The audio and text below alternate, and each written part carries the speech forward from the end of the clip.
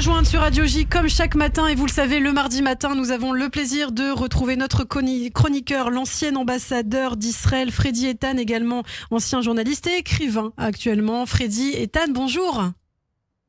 Bonjour. Merci beaucoup d'être avec nous ce matin, Freddy. Alors, vous souhaitiez revenir spécifiquement sur ce qui se passe pour Israël, notamment sur le front nord. On apprenait hier que 5 réservistes avaient été blessés dans des attaques du Hezbollah. Le Hezbollah qui multiplie visiblement les provocations et les menaces sur ce front-là. Oui, en effet. Vous savez, depuis le 7 octobre 2023, le Hezbollah a ouvert, si vous voulez, une guerre d'usure.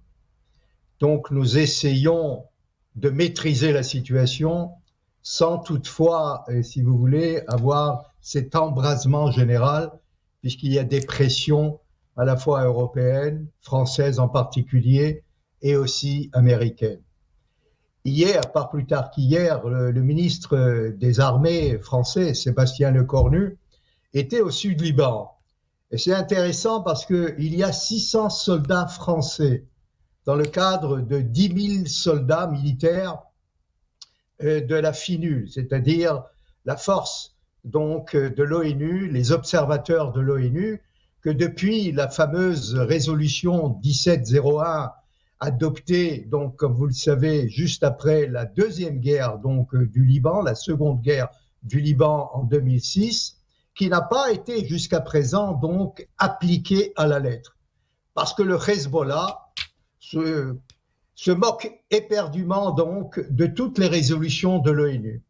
Alors il y a chaque jour des provocations, chaque jour des menaces, et en plus encouragées par l'Iran. Alors que faire? Il y a 2 options.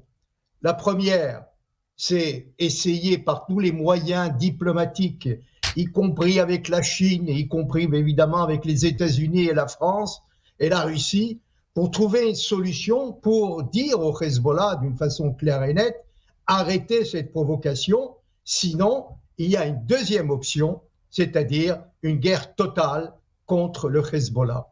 Et là, c'est le grand dilemme. Que faire? Nous avons déplacé, comme vous le savez, plus de 120 000 personnes.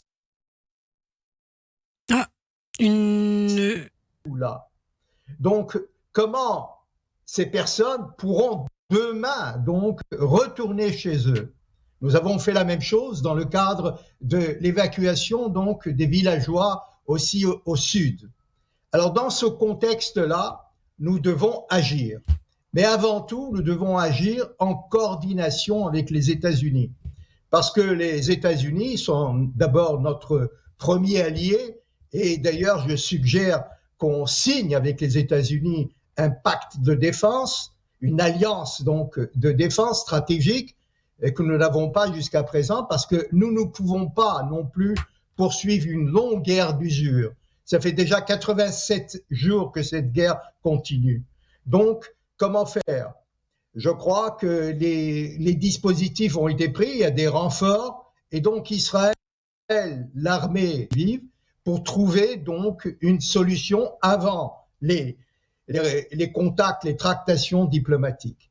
Mais comme vous le savez, le Hezbollah avec Nasrallah, c'est quoi? C'est, comme vous le savez, il a transformé tout le Liban, cette petite Suisse, cette belle Suisse qu'on avait dans les années 50 et 60, en bunker, en armement, et puis il achemine à chaque fois donc des armes. Nous essayons de détruire ces armes. Pas plus tard qu'hier soir, il y a eu un raid donc près de Damas. Nous allons poursuivre donc ces raids.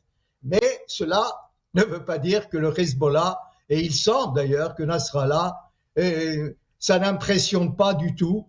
Donc nous devons poursuivre donc les tractations diplomatiques.